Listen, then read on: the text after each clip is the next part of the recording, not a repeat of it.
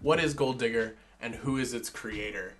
So Gold Digger is a manga-esque comic book series about an archaeologist were-cheetah, and its creator is a man named Fred Perry.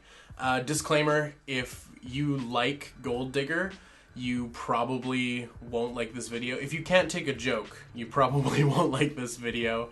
If you are Fred Perry, you probably won't like this video either, but you've made a career out of your creations and your concepts, so my opinion really shouldn't matter at this point. Why are we talking about Gold Digger? I had this concept for this video. I had seen this figure on the peg at my local toy shop for years, and I'd look up at it and think to myself, what the fuck is Cheetah Gold? Who made you? What are you? I need to get to the bottom of this. So the original concept for the video I wanted to make was I would dig into it a bit and find out what Cheetah Gold is. And I very quickly learned that it's not Cheetah Gold, it's Brittany Cheetah Diggers. And she is a were-cheetah archaeologist. And that's about all my research really turned up for the first concept, and I sort of shelved the idea. I sort of didn't really know what to do with it. So round 2 came around, and I pitched the concept to Tony, where I was like, hey, I've got this weird toy. We should do a roast of the toy. So the idea was like, we'll crack the toy, we'll poke fun at its source material and make fun of the toy and just have a good time doing a roast of an action figure, which I thought would kind of be hilarious. So we'd poke fun at the source material and make fun of the creator and just be weenies and have a good time. So the more we dug up about Gold Digger, the more fascinating it became, and we sort of unearthed this whole world of imitation manga-style comics, housing hundreds of characters, and all of them have interesting combinations of traits, so we'll go through some of it. It's got a full-blooded were-cheetah. Fuck. It's got a full-blooded were-cheetah that doubles as a kick-ass martial arts instructor. It's got a fiancé transport provider.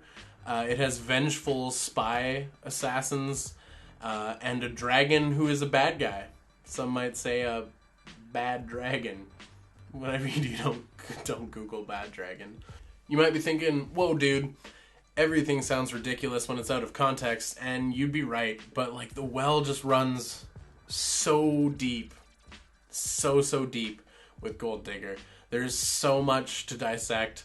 There's so much. It's so hard to quantify. It is just this cataclysm of creative energy and no one telling you when to stop.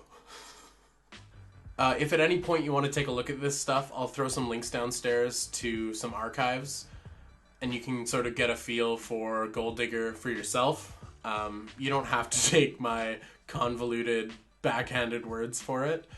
Yeah, so if at any point you want to take a look at this stuff, I'll have some links downstairs. Just whatever you do, don't Google Gold Digger comic with your Google safe search turned off. Just don't.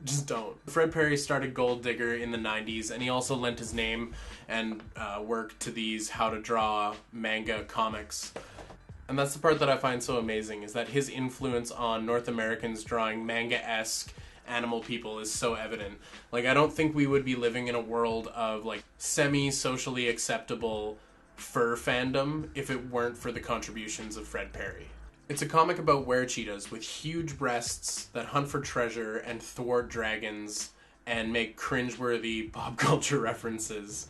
And to an outsider looking in, it seems so ridiculous. It seems so easy to shit on and make fun of.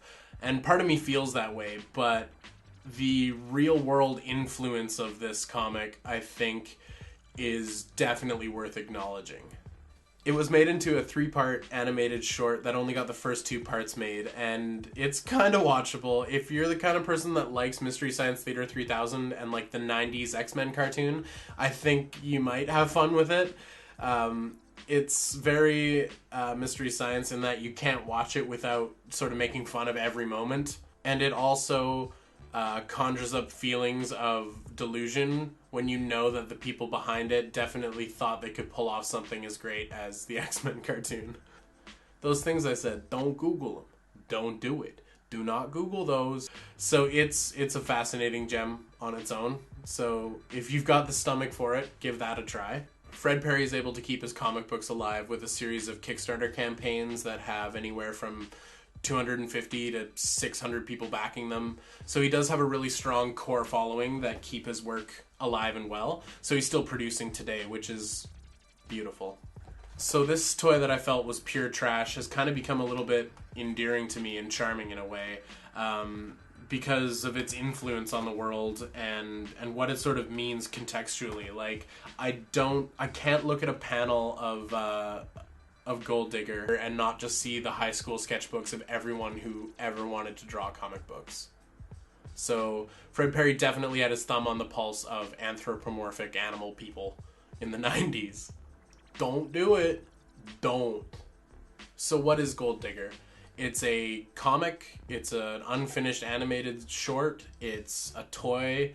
It's a legacy that is both beautiful and embarrassing. Let's get Tony in here to weigh in on the subject. Also, guys, remember those things that I told you not to Google. Don't Google them.